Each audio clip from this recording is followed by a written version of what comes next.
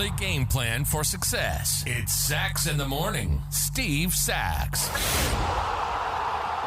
Hi, Steve Sachs here with Sachs in the Morning, and very, very happy to be talking about entrepreneurialism today. You know I love this subject. I always talk about it here on the podcast, and the one I want to talk about today is the whole story about Airbnb. What a story this was. This all started back in 2007. These couple of roommates were Joe Gebbia and Brian Chesky. Well, they couldn't afford their rent in San Francisco. So they knew a conference was coming to town and that hotels were going to be hard to come by.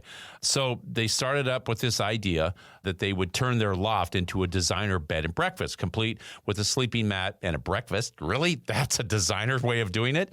But it was a way to make a few bucks, and 12 years later, that idea is now worth $31 billion. So here's kind of how it went. So they created a simple site called the airbedandbreakfast.com, and they bought 3 air mattresses, and they arranged them in their loft.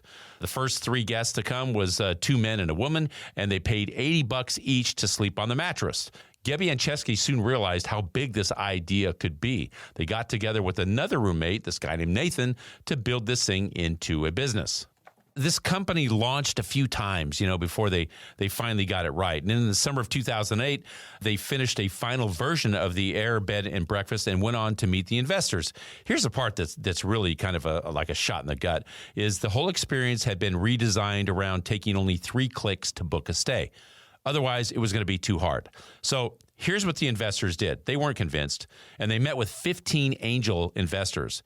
8 of them left them with rejections, and 7 of these guys just ignored them. They didn't even give them the courtesy to say no. They just flat out ignored them. So now they're broken in debt, and they decided to launch Airbnb again at the 2008 Democratic National Convention in Denver.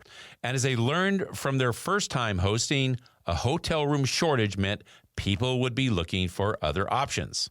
And since the site wasn't making any money, these guys became pretty inventive. They transformed cereal boxes into what they called Obama-O's and Captain McCain's and sold these things on the streets for $40 a pop. Each one of them came with a limited edition number and information about their company. So this bootstrapped marketing strategy netted these guys $30,000 to put toward the company. So in April of 2009, Airbnb picked up a $600,000 seed investment from Sequoia Capital. So by 2011, 4 years after their first air mattress guests, Airbnb was already in 89 countries, and it hit the 1 million nights booked on the platform. And that same year, some of the Valley's biggest venture capitals put $112 million into the startup, valuing it at over $1 billion. That makes Airbnb a unicorn in Silicon Valley. So when you kind of look at this whole situation with Airbnb, I mean, these guys were, told no so many times. But again, they're following their emotional heart. They knew they had something good. And it went from basically a need, and then it went to innovation, and then it went to creativity and stick-to-itiveness.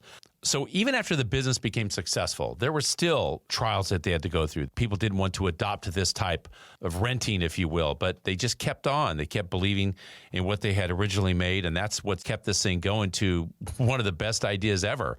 James Allen says in his book, the greatest achievement ever was at first and for a time a dream.